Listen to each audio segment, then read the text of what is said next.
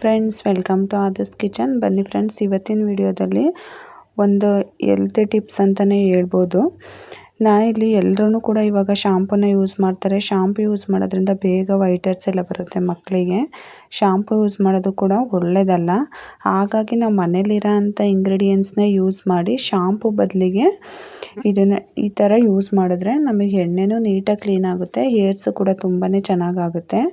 Home made shampoo ಅಂತಲೇ ಹೇಳ್ಬೋದು. ಮನೇಲಿರೋ ಇಂಗ್ರೀಡಿಯೆಂಟ್ಸಿಂದನೇ ನಾವು ಈಸಿಯಾಗಿ ಮಾಡ್ಕೋಬೋದು. ಈಗ ಹೇಗೆ ಮಾಡೋದು ಅಂತ ನೋಡೋಣ. ನಾನಿಲ್ಲಿ ಮೊದಲಿಗೆ ನಾವು ಬೆಳಗ್ಗೆ ತಲೆ ಸ್ನಾನ ಮಾಡ್ತೀವಿ ಅಂದರೆ ನೈಟೇ ನಾನಿಲ್ಲಿ ಹೆಸ್ರು ಕಾಳನ್ನ ನೆನೆಸಿಟ್ಕೊತಾ ಇದ್ದೀನಿ. ನಾನಿಲ್ಲಿ ಒಂದು 5 ಸ್ಪೂನಷ್ಟು ಹೆಸ್ರು ಕಾಳನ್ನ ಹಾಕ್ಕೊಂಡಿದ್ದೀನಿ. ನಾನು ನೆನೆಸ್ತಾ ಇರೋದು 3 ಜನಕ್ಕೆ ಆಗೋಷ್ಟು ಕ್ವಾಂಟಿಟಿ ಇದೆ. ಅಂದರೆ ನಿಮ್ಮ ಕೂದಲು ತುಂಬ ಉದ್ದ ಇದೆ, ತಿಕ್ಕಾಗಿದೆ ಅನ್ನೋದಿದ್ದರೆ ಒಂದು ಇಬ್ಬರಿಗೆ ಇಷ್ಟು ಬೇಕಾಗುತ್ತೆ. ಸ್ವಲ್ಪ ತೆಳ್ಳಗಿದೆ ಅನ್ನೋದಿದ್ದರೆ ನಾನು ನೆನೆಸ್ತಾ ಇರೋ ಕ್ವಾಂಟಿಟಿ ಒಂದು 3 ಜನಕ್ಕೆ ಆಗುತ್ತೆ. ಹಾಗೆ ಒಂದು 5 ಸ್ಪೂನಷ್ಟು ಮೆಂತ್ಯ ಕಾಳನ್ನು ನೆನೆಸ್ತಾ ಇದ್ದೀನಿ. ಮತ್ತು ಒಂದು 3 ಸ್ಪೂನಷ್ಟು ಅಗಸೆ ಬೀಜನ ಹಾಕ್ತಾಯಿದ್ದೀನಿ. ಮತ್ತು ಒಂದು 10 ಕಾಳಷ್ಟು ಲವಂಗನ ಹಾಕ್ತಾಯಿದ್ದೀನಿ. ಲವಂಗನ ಈ ಥರ ಹಾಕಿ ರುಬ್ಬಿ ತಲೆಗೆ ಹಚ್ಕೊಳ್ಳೋದ್ರಿಂದ ಬ್ಲಡ್ ಸರ್ಕ್ಯುಲೇಷನು ಚೆನ್ನಾಗಿ ಆಗುತ್ತೆ. ಮತ್ತು ನಾನಿಲ್ಲಿ ಒಂದು 3 ಸ್ಪೂನಷ್ಟು ಕಡಲೆಬೇಳೆನ ಸೇರಿಸಿದ್ದೀನಿ. ಇದು ರಾತ್ರಿಯೇ ನೆನೆಸಿಟ್ಕೋಬೇಕು. ನೋಡಿ, ಚೆನ್ನಾಗಿ ನೆಂದಿದೆ. ನಾನು ರಾತ್ರಿ ನೆನೆಸಿಟ್ಟಿದ್ದೆ, ಈಗ ಬೆಳಗ್ಗೆ ರುಬ್ತಾ ಇದ್ದೀನಿ. ನಾನಿಲ್ಲಿ ಒಂದು ಮಿಕ್ಸಿ ಜಾರನ್ನ ತೊಗೊಂಡಿದ್ದೀನಿ. ಮಿಕ್ಸಿ ಜಾರಿಗೆ ನಾವು ನೆನೆಸಿಟ್ಟಿರೋ ಅಂಥ ಕಾಳುಗಳನ್ನ, ಬೇಳೆ ಎಲ್ಲನೂ ಹಾಕ್ಕೊಳ್ಳೋಣ.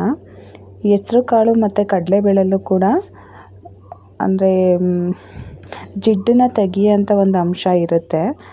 ಹಾಗಾಗಿ ನಾವು ಅದು ತಲೆ ಕೂದಲಿಗೆ ಹಾಕೊಳ್ಳೋದ್ರಿಂದ ನಮ್ಮ ತಲೆಯಲ್ಲಿರೋ ಎಣ್ಣೆ ಎಲ್ಲ ನೀಟಾಗೆ ಕ್ಲೀನ್ ಆಗುತ್ತೆ. ನಾವು ಶಾಂಪು ಹೇಗೆ ಹಚ್ಕೊಂಡಾಗ ತಲೆ ಕೂದಲು ಎಷ್ಟು ಚೆನ್ನಾಗಿ ಕ್ಲೀನ್ ಆಗುತ್ತೆ, ಅಷ್ಟೇ ನೀಟಾಗಿ ಕ್ಲೀನ್ ಆಗುತ್ತೆ.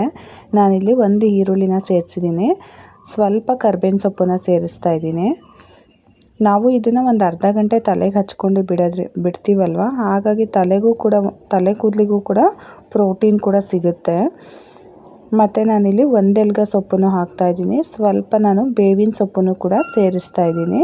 ಬೇವಿನ ಸೊಪ್ಪು ಹಾಕೊಳ್ಳೋದ್ರಿಂದನೂ ನಿಮ್ಮ ತಲೆಯಲ್ಲಿ ಡ್ಯಾಂಡ್ರಫ್ ಏನಾದರೂ ಇದ್ದರೆ ಡ್ಯಾಂಡ್ರಫ್ ಕೂಡ ಕ್ಲಿಯರ್ ಆಗುತ್ತೆ. ನಾನಿಲ್ಲಿ ಒಣಗಿರೋ ಅಂಥ ದಾಸವಾಳ ಹೂವನ್ನು ಕೂಡ ಸೇರಿಸ್ತಾ ಇದ್ದೀನಿ. ಇದೆಲ್ಲನೂ ಕೂಡ ತಲೆಗೆ ಹಚ್ಕೊಳ್ಳೋದ್ರಿಂದ ತಲೆ ಕೂದಲು ತುಂಬಾ ಚೆನ್ನಾಗಾಗುತ್ತೆ.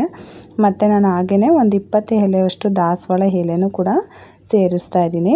ನಿಮ್ಮ ಹತ್ರ ಈ ಥರ ಒಂದೆಲ್ಗ ದಾಸವಾಳ ಎಲೆ ಇದು ಯಾವುದೂ ಇಲ್ಲ ಅಂದರೂ ಪರವಾಗಿಲ್ಲ, ಆ ಬೇಳೆ ಮತ್ತು ಮೆಂತ್ಯಗಳನ್ನ ನೆನೆಸಿಟ್ಟು ಕೂಡ ಹಚ್ಕೋಬೋದು.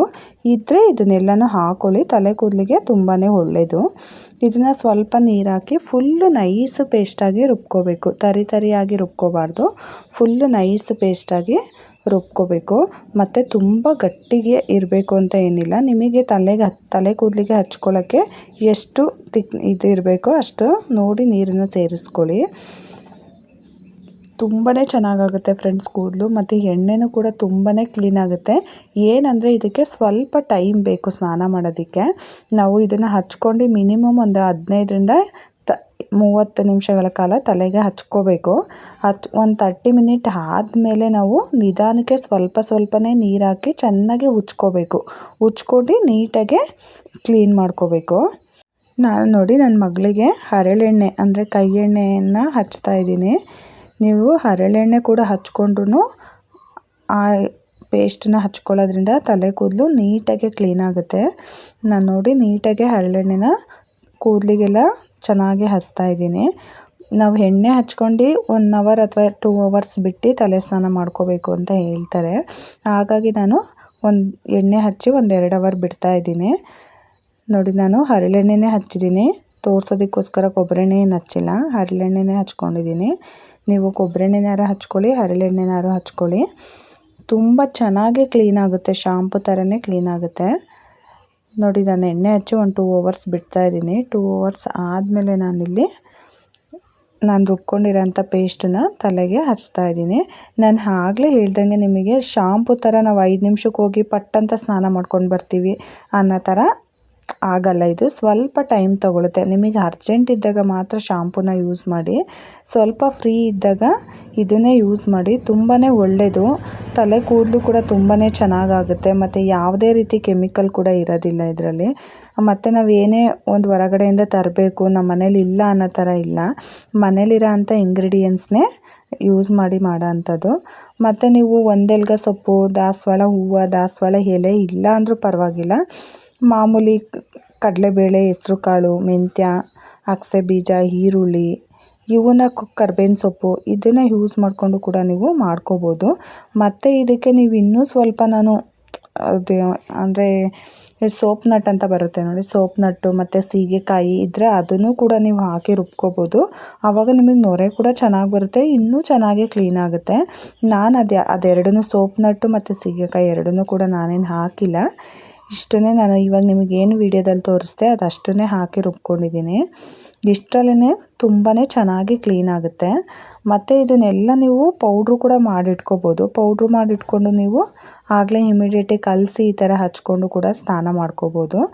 ನಾನು ಮುಂದಿನ ವೀಡಿಯೋಗಳಲ್ಲಿ ಆ ಥರ ಪೌಡ್ರು ಮಾಡಿ ಇಟ್ಕೊಳ್ಳೋದು ಹೇಗೆ ಅಂತ ತೋರಿಸ್ತೀನಿ. ಈಗ ಪಟ್ಟಂತ ನಾವೀಗ ಬೆಳಗ್ಗೆ ತಲೆ ಸ್ನಾನ ಮಾಡಬೇಕು ಅಂದರೆ ನೈಟ್ ನೆನೆಸಿಟ್ಕೊಳ್ಳಿ. ಆದಷ್ಟು ಮಕ್ಕಳಿಗೆ ಶಾಂಪು ಬದಲಿಗೆ ಈ ಥರ ಯೂಸ್ ಮಾಡಿ. ಬೇಗ ವೈಟ್ ಹೇರು ಕೂಡ ಬರಲ್ಲ ಮತ್ತು ಕೂದಲು ಕೂಡ ತುಂಬ ಚೆನ್ನಾಗಾಗುತ್ತೆ.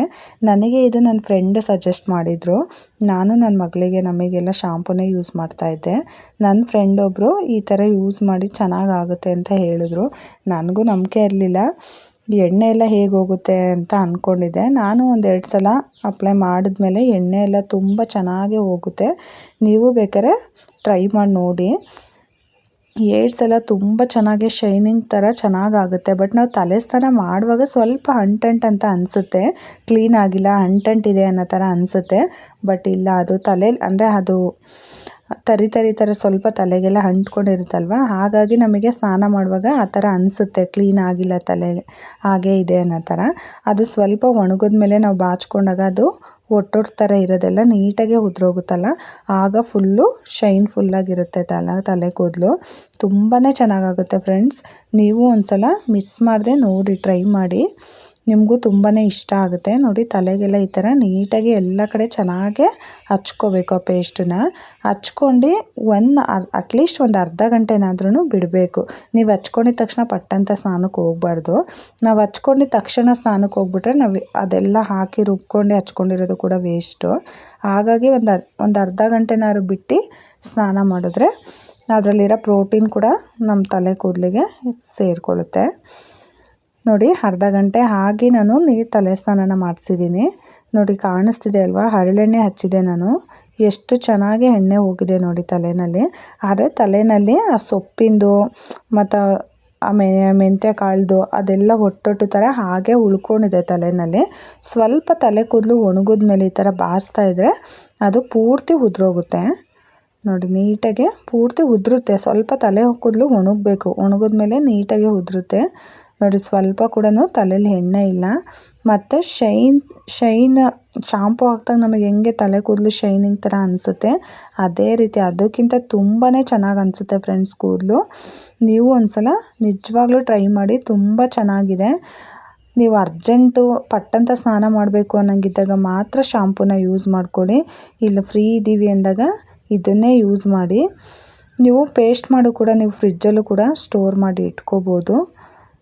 ನೀವು ಒಂದು ಸಲ ನಿಮಗೆ ನಿಮ್ಮ ಮಕ್ಕಳಿಗೆ ಮಿಸ್ ಮಾಡದೆ ಟ್ರೈ ಮಾಡಿ, ಹೇಗಿತ್ತು ಅಂತ ಕಮೆಂಟ್ ಮಾಡಿ ತಿಳಿಸಿ. ವಿಡಿಯೋ ಇಷ್ಟ ಆಗಿದ್ದರೆ ನಿಮ್ಮ ಫ್ಯಾಮಿಲಿ ಫ್ರೆಂಡ್ಸಿಗೂ ಕೂಡ ಶೇರ್ ಮಾಡಿ. ಮತ್ತೆ ಒಂದು ಹೊಸ ರೆಸಿಪಿ ಜೊತೆ ಮುಂದಿನ ವಿಡಿಯೋದಲ್ಲಿ ಸಿಗ್ತೀನಿ. Thank you for watching. ಈ ವಿಡಿಯೋ ನಿಮಗೆ ಇಷ್ಟ ಆಗಿದ್ರೆ ಲೈಕ್ ಮಾಡಿ, ಶೇರ್ ಮಾಡಿ, ಸಬ್ಸ್ಕ್ರೈಬ್ ಮಾಡಿ, ಮತ್ತೆ ಬೆಲ್ ಹೊಡೆಯೋದನ್ನ ಮರಿಬೇಡಿ.